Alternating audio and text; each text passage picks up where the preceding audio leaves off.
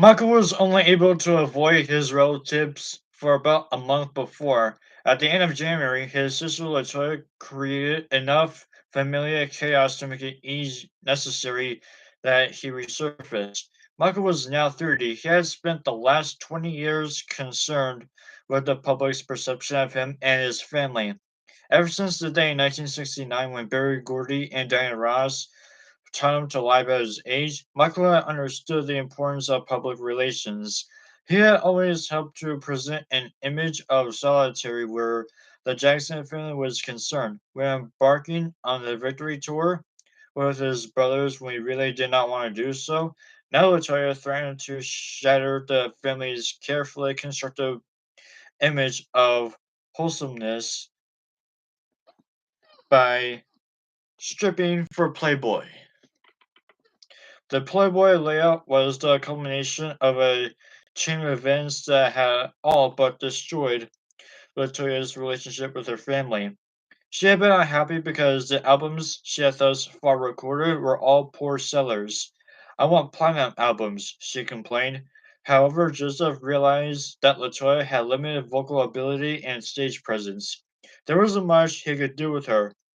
He had tried to convince her to model, but she was ambivalent about it, even though she was a beautiful young woman. She, like Michael, has had her nose operated on more than once, though she denies ever having rhinoplasty and other work as well. I don't know who she's trying to fool, Marlon laughed. When Latoya decided that she no longer wanted Joseph to manage her, she followed the example set by Michael, her brothers, and Janet. She fired him by having her return and letters of dismissal to him at home. Even though she still lived there with him, of course, Joseph ignored the letters. Finally, she decided to confront him. I will sit on you for 5 years before I let you go, he then told her angrily. After all, she was the only Jackson he had left. There had to be something he could do with her, he decided. Later, he thought that he might be able to get her involved in the Jackson Moonies project. But they don't want her, Joseph, Catherine told him. They just want the boys. They'll take her if I tell them they'll have to take her, or they don't get Michael, Joseph said. Catherine wasn't sure about Joseph's logic, especially since she didn't know how they were even going to convince Michael to do the tour. If Joseph couldn't represent LaToya, then he wanted to be sure no one else could either. In words, he was saying, I never get anywhere on my own, LaToya recalled, and he makes stern of it. When LaToya asked Catherine for assistance, Catherine said, I want to get in the middle of it. It's between you and your father. Hoping to placate their daughter into remaining with Joseph, he and Catherine hired an outsider, Jack Gordon, to manage LaToya under Joseph's direction. Her parents hoped that she would no longer feel as trapped. Jack, who was in his mid 40s, had served time in prison for trying to bribe the Nevada State Gaming Commission. He has also been linked to underworld dealings and allegedly ran a brothel in Nevada for 4 years. In a short time, Jack became more than Latoya's business associate. Before anyone in the family knew what was happening, he and Latoya were plotting a way to extricate her from Joseph and Catherine's hold. When I questioned him about some major expenses, he and Latoya were writing up on Joseph's account. Jack threatened my life, Jerome Howard recalled. The man was dangerous, but Latoya felt that Joseph was dangerous too. Do you know my father? He asked me once. No, you don't, she answered for me. You don't know what he's like, Jerome. You don't know what I've been through. In March 1988, just 3 days after Michael moved out of the Encino home, Latoya took off with Jack Gordon. She took just two suitcases, left her Mercedes in the driveway, and didn't look back. The family blamed Jack. They all hated him, and he returned the Amos. I love Joseph like poison, Jack said. In order to boost Latoya's career, Jack made a deal with Hugh Hefner that she would for a photo layout. He reported that she would receive $1 million for disrobing. She probably was paid half as much. LaToya explained her decision to Hollywood columnist Frank Sterlo. It was a matter of letting my family know that I'm an individual and I want my independence. That is very difficult when you come from a large family and you've been controlled all of your life. When Catherine heard about the photo essay, she couldn't believe her ears. Neither could anyone else who knew LaToya. LaToya was always the political one, said longtime friend Joyce McCrae. I used to I used to always cover my body from head to toe, LaToya told Playboy. I guess my shyness came from growing up the way I did, being so sheltered and having a strict father. Catherine telephoned LaToya and asked if it was true. Are you posing for Playboy Centerfold? Please, Toya, tell me it's not true. One wonders why Catherine been bothered. Did her famous children ever tell her the truth about their activities? Oh, mother, LaToya said. Where did you hear these things? Of course it's not true. She then told what Michael always did. She blamed the media for lying about her. Don't believe what you hear, mother, she said.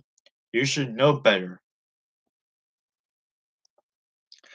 Later, LaToya would explain why she lied to Catherine. Marlon did Mother did ask me if I did pose for Playboy. She asked very specifically, did you pose for Playboy Centerfold? I told her no, and that was the truth.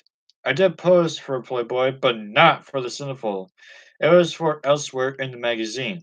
After speaking to LaToya, Catherine telephoned Michael and, with a sigh of relief, told him that everything the family had heard about her and Playboy was a lie manufactured by the media. However, Michael had already begun his own investigation into the matter and realized that there was more to the story. He decided to take matters into his own hands. After making a few more telephone calls, Michael learned that a meeting at Hugh Hefner's mansion had been scheduled for the next day regarding LaToya's pedicure. That day, he drove to the mansion and, under the guise of wanting to visit Hugh's menagerie of animals, snooping around the estate with one of his young friends. When he walked into one of the parlors, he found a group of men sitting around a table, nervously stuffing colored photographs into the briefcases. What's going on here? Michael asked with a cocky grin. Hugh walked over to Michael and shook his hand. The two then had a discussion about LaToya, during which Hugh promised to send Michael the pictures by messenger later in the week, after they'd been touched up. A week later, Michael received the photographs. I can't believe this is my sister, he told a person who used to work for him. This ruins the family image. That's it. There's nothing left. Michael's employees said all they cared about after seeing the pictures was his mother and her blood pressure. I'm afraid that when Kate sees these pictures, she'll have a heart attack, he told me. I'm not even going to tell her I have them. Hopefully they'll touch up Toya's um her at least.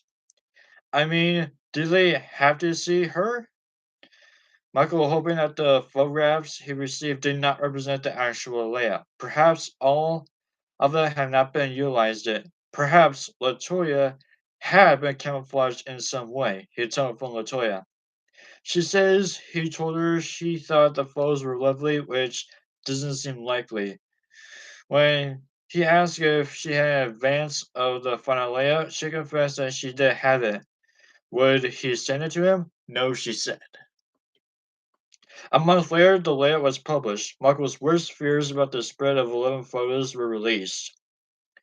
Could that really be LaToya posing with a 60-pound boa constrictor slithering between her legs? Boas aren't dangerous unless they're hungry, she observed in the accompanying text. After the initial shock, there is shame and embarrassment. Catherine and Ruby were both humiliated. Not only had LaToya disrobed, but she had clearly had some work done on her. Whereas they had once been small, they were now bountiful. For Joseph, seeing his daughter sprawled out in Playboy with a stag was an agonizing experience. One of his friends claimed that he and Catherine sequestered themselves at Havenhurst for a month, not only because they're afraid to be confronted, but rather because they were heartsick over that LaToya had done to them. They also blamed Jack Gordon for convincing her that posing for a Playboy would be a good career move. Michael, too, was irate with his sister, but not only for her career choice and the fact that she had further damaged the family's image. He certainly did not find artistic merit in the photographs and told one friend as far as he was concerned. He represented they represented.